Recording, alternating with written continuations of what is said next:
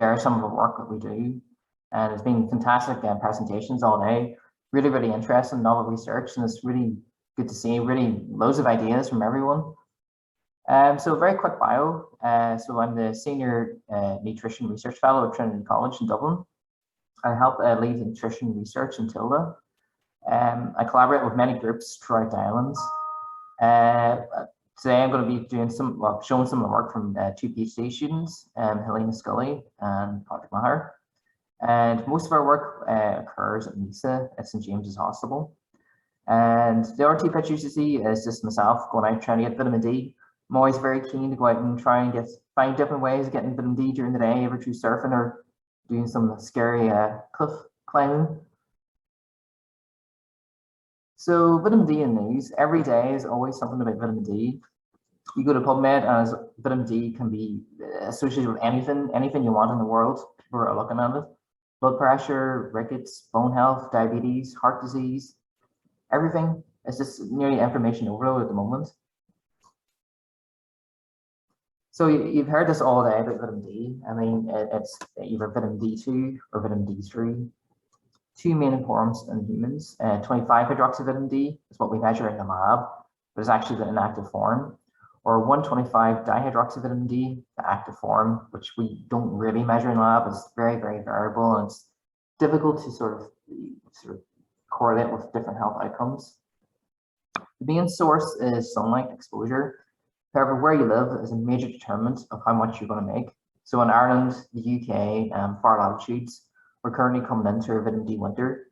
So from Halloween to St. Patrick's Day, we're actually not going to make any vitamin D from sun exposure.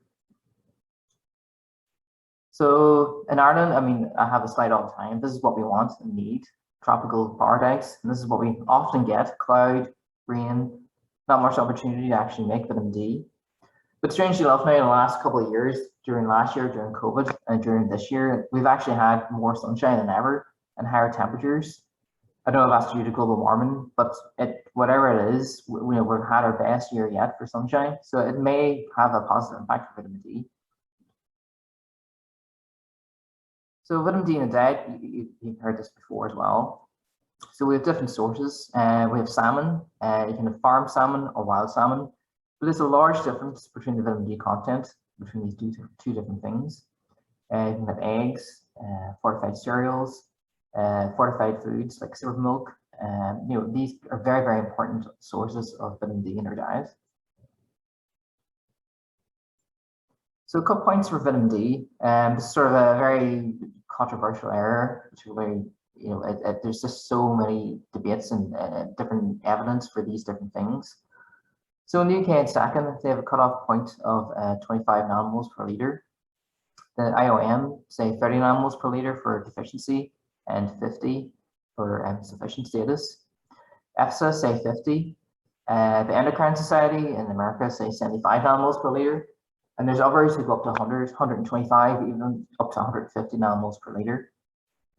And so for most of my talks today, I'm going to be just concentrating on the 30 nanomoles per liter for deficient, 30 to 50 for insufficient, and greater than 50 for sufficient. So again, we all know this, the main function of vitamin D is for bone health and bone metabolism.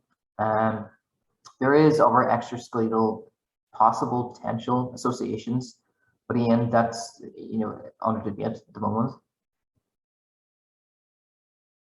So I've divided my presentation into vitamin D, past, present, and future. So this is going to be the present. So this is just a table of recent vitamin D studies, sort of the major large ones in Ireland, UK, and Europe. So we have at the top here TILDA, the Irish Longitudinal Study in Aging, over 50s population. It's population representative. And I'll be talking about this later, but we found about 13.1% were deficient. The TILDA study from Northern Ireland and Trinity College, different cohorts of older adults, they found between 13.8 and 43% were deficient. ELSA, the English Longitudinal Study of Aging, again over 50s, they found 26.4% deficient. NAMS, the National Adult Nutrition Survey, were about 6.7% deficient. Griffin et al., this is a study from the west of Ireland, it's looking at sort of adults and older adults in nursing homes. So about 16% deficient and up to 42%, which is not surprising in nursing homes. Then we have Cashman looking at a sort of large systematic review of vitamin deficiency in Europe. That was about 13%. And more recently, I had a paper in 2016 looking at the vitamin D status of Dublin City itself. We found about 15.2% were deficient. So these recent studies showed that there is a high proportion of either deficiency or low vitamin D status in Ireland, UK, and far latitude countries, and it still hasn't been sorted. You know, it's still existing. The problem is still here.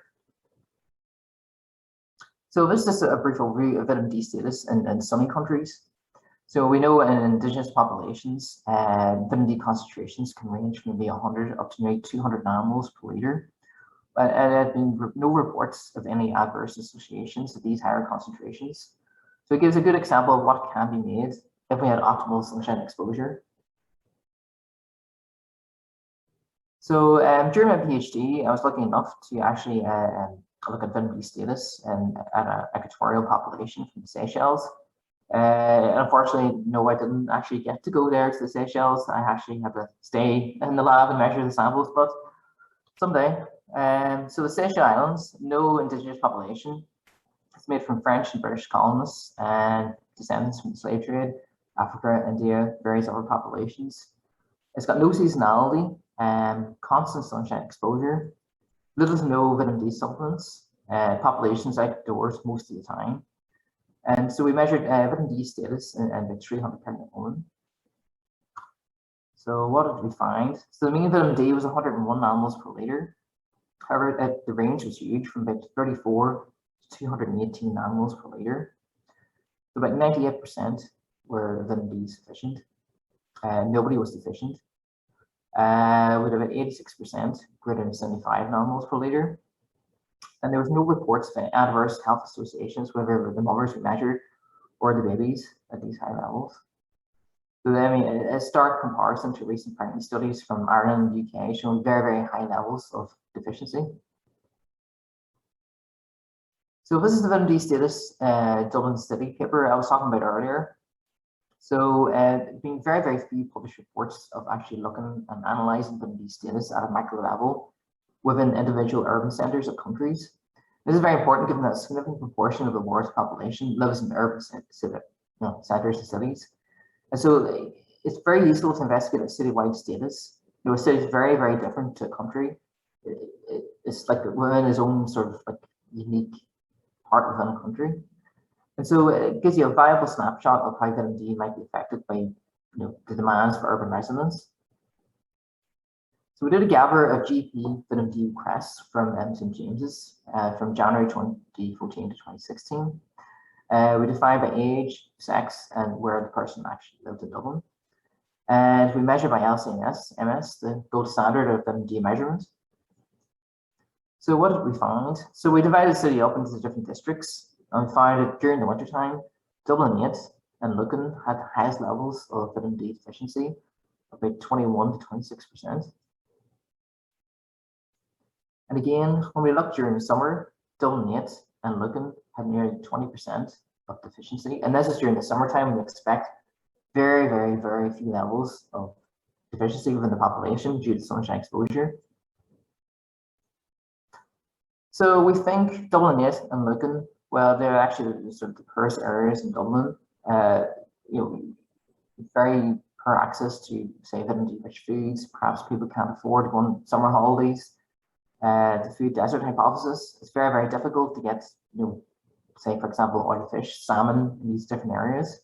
And also the most ethnically diverse within Dublin City. We also find that men have the lowest concentrations, and perhaps like women are twice as likely to visit GP than men, and more likely to prescribe vitamin D. So that could explain it. And we also find that younger adults were at hugely increased risk of deficiency compared to the older adults within the population we measured. Could this be maybe office workers versus retired older adults who can have sunshine exposure? Well, younger adults don't. So PhD student Helena Scully then looked at this, did an update of vitamin D from 2014 to 2020. And you see the number of samples received in the labs in James has gone up. So I don't have the 2019, 2020 sort of values here, but the graph just does go up. And so she looked at mean vitamin D status over time, and you can see the seasonality of what we expect up and down of the vitamin D.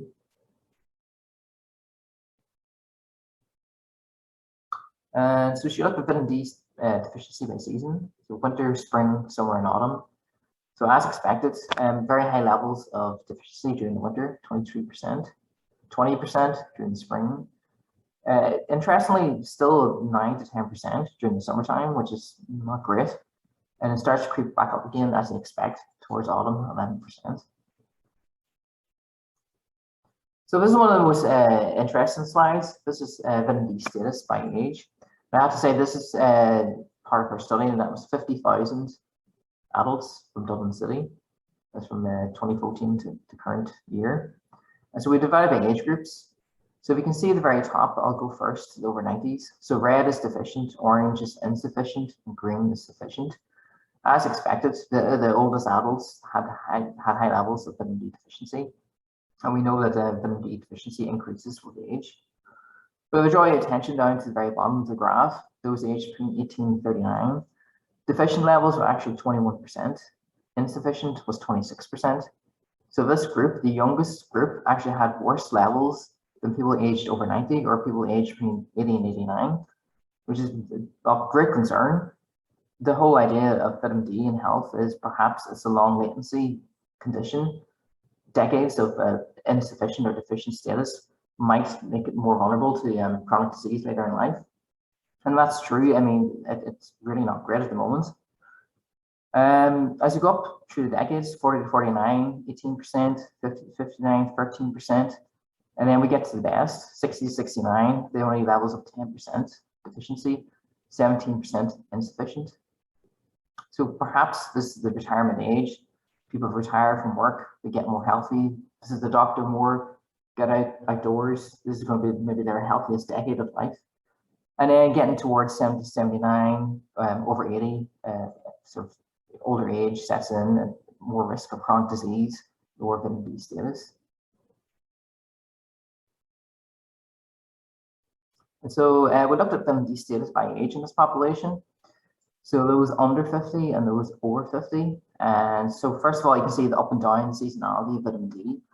Consistently throughout the seasons and throughout the years, those over 50 have a higher vitamin D concentration than those under 50.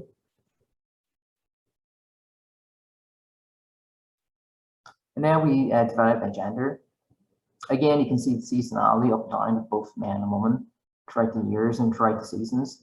But interestingly enough, women have a sort of higher vitamin D level than men. And this is borne out by international studies. I've seen this as well, that typically women seem to have a higher vitamin D concentration than men. So just moving on to the vitamin D TILDA study. So TILDA is a large population representative study of older adults in Ireland. At wave one, there was 8,500 participants. It sampled from all throughout Ireland. They were aged 50 plus. So it was representative of the population of Ireland. So the three modes of data collection, a CAPI, interview in the home, a self-completed questionnaire, and a health assessment at Trinity College in Dublin. So TILDA is very unique in the breadth of objective health measures collected. And so we have a very, very in-depth sort of collection, cognitive, MMC, visual reasoning, code trails, depression, cardiovascular, pulse wave velocity, blood pressure, cerebral perfusion, mobility, tempo and go, gait speed, dual task, vision, retinal photography, very, very detailed anthropometrics, blood samples, hair samples, MRI, waist and hip, field ultrasound. So as part of the blood samples, we measured vitamin D at wave one. It was 5,356 samples. We analyzed them at St. James Hospital, again using the LCMS MS. So this is showing the TILDA vitamin D seasonality, the up and down as you expect of just seasonal vitamin D concentrations. And so this is vitamin D deficiency by season. So again, it's winter, spring, summer, and autumn. So during the winter, around 24% were deficient. During springtime, 20%. And this decrease as you expect during summer, but still 5%, it's still quite high. And then sort of crept back up again towards 10% during the autumn. So this is just a map of the vitamin D status across Ireland by province and by season. So we have winter, spring, summer, and autumn. I think you've seen this map before in an earlier presentation. So during the winter, around 55 to 65% were actually below 50. Springtime, it starts to get a little bit better. Summer, it's getting a lot better, still quite high, nearly 25% down in the southeast of Ireland. And then it sort of creeps back up again as you expect with the seasonality and higher levels below 50. But if you just want to draw attention to this sort of the area around Dublin, Leinster area, it always seems to be the best through winter, spring, summer, and autumn. And so it doesn't really make much sense because UVB levels are actually highest down towards Cork and Kerry. So theoretically, they should have a higher level of vitamin D than the Dublin area. But again, it's more than just sunshine exposure. It's access to food, it's economics. There's a whole lot of other demographic factors that actually play to determine your vitamin D level. So we actually looked at what were the determinants of vitamin D in our TILDA population. So positive determinants, as you expect, summertime exposure, taking a vitamin D supplement, and being female. Negative determinants included living in the north or the west of the country. Smoking, this is very, very consistent throughout even international studies. Being a smoker is associated with a lower vitamin D status. Being obese, being physically inactive. So results, we found that the vitamin D prevalence was about 13% or 1 in 8. And using the most recent census data, that equates to about 158,000 older Irish adults, or 317,000 in winter. Only one person had a higher level than 125 nanomoles per liter. Vitamin D is affected by where you live, socioeconomics, health, and lifestyle factors. So we're given the associations of vitamin D and health outcomes. Maintaining an optimal concentration of vitamin D could have real health benefits for older adults. And this data indicated the need for a targeted strategy to increase vitamin D intakes in this age group. So very recent TILDA analysis, we looked at vitamin D depression. So found longitudinally, there was 75% reduced risk of depression over 5 years with higher vitamin D levels versus deficiency. In 2019, we looked at vitamin D status and orthostatic hypotension, and then this is low blood pressure in older adults, which can increase the risk of falling and subsequent fractures. And we found no association with vitamin D. Also in 2019, we looked at vitamin D and we found there was a strong association with pre-frailty and frailty. And more recently, we have a new paper soon looking at vitamin D status and CRP concentrations, inflammation. So also more recently, we looked at vitamin D deficiency in the sort of our ethnic minority population. So the aim was to assess vitamin D status from a selection of a Dublin population of Southeast Asian descent. So this has never been done before in an Irish context. So we had 186 participants identified. The median age is 32, nearly close enough 50-50 sex breakdown. So we found about 66.7% of the whole sample were vitamin D deficient. In total, only about 16% had a level higher than 50 nanomoles per liter. So this is just a graph of the sort of looking at the levels by men and women by the low period and the high period.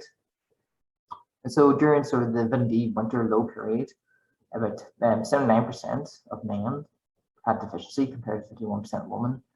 15% insufficient, and actually only 5% were sufficient, compared to 27.3% of women. And then during the sort of high period, April, September, spring, summer, again, what you know is very, very similar numbers. In fact, there was no seasonality between the low period and the high period, which is quite shocking. Levels were that bad, there was just no seasonality. There could be a number of reasons to explain this. I mean, it could be just there's lack of awareness of vitamin D, and it could be perhaps maybe dark skin, it could be numerous other things to explain this, and we have no actual recommendations for this population in Ireland at the moment. So this is another study as well we're currently looking at. This is a Helena study. So it's the SJH Childhood Study. So there's very much a lack of data in children, and not that much out there, particularly in an Irish context. So she did a retrospective study of vitamin D status in children, and it was about 1,269 samples. This is a sort of a background of vitamin D in the Irish childhood studies. So there's a high level of deficiency within the childhood population. And I'll skip through this. What you find that vitamin D deficiency was highly prevalent, with only half of levels less than 50. Actually, females, those aged greater than 12, winter sampling, and those living in County Dublin, most at risk. And so, concerning levels of insufficiency in children and policy measures are urgently required to address these inadequate intakes. So, vitamin D in the future, well, there's going to be more cross-sectional and longitudinal studies. There's going to be more RCTs of vitamin D and disease of what we need, but to what end? I mean, at the moment, there's a lack of a true deficient arm. You can't have a true deficiency arm in an RCT trials. It's not ethical. You can't do that. And plus, there's the whole context of inappropriate dosing. Having an RCT and giving people huge megadoses of vitamin D when their levels are actually 50, 75, or 100, and you're expecting to see an outcome, it just doesn't make any sense. There's going to be more research into future fortification vehicles, feed fortification programs, and different methods of measuring vitamin D. I mean, that's all coming up. So for ourselves, we actually, with Linga Sagaga and Martin Healy, we actually developed a method of measuring vitamin D in human hair. This is our study we published now a couple of years ago in Nutrients. It was just ourselves, 3 people as a pilot study. So the whole idea is vitamin D can get deposited in the hair, and thus you can actually go back in time and see what the vitamin D status was at a particular period, every 3 months, 6 months, or even a year ago. So the advantages is painless, very cost effective, and fantastic for remote areas and great for large population studies. It's potential for 6 months to 1 year vitamin D record. And so you can obtain a long-term vitamin D status, and you can monitor adherence to supplements and actually vitamin D status before disease happens and during the disease process. For example, COVID, fractures, impaired bone health, inflammatory conditions, heart disease. Blood samples only do in the last 4 weeks, 3 weeks maybe. With hair, you can go back before even something happens. So vitamin D in the past. So you've been probably wondering, why is there a woolly mammoth sitting here in the photograph? So woolly mammoth is an extinct elephant. It was covered in hair. It lives at high altitudes with a very poor vitamin D diet. It's actually covered in hair from head to toe. There's no exposed skin. So, I mean, trying to work out how did this animal actually make vitamin D is sort of a puzzle. So it might have a different synthesis, a different type of vitamin D could be possibly applied to modern humans. So as a proof of concept, can we measure hair in up to 60,000-year-old animal? And if we can, then we can actually measure across humans, across the population. And also we need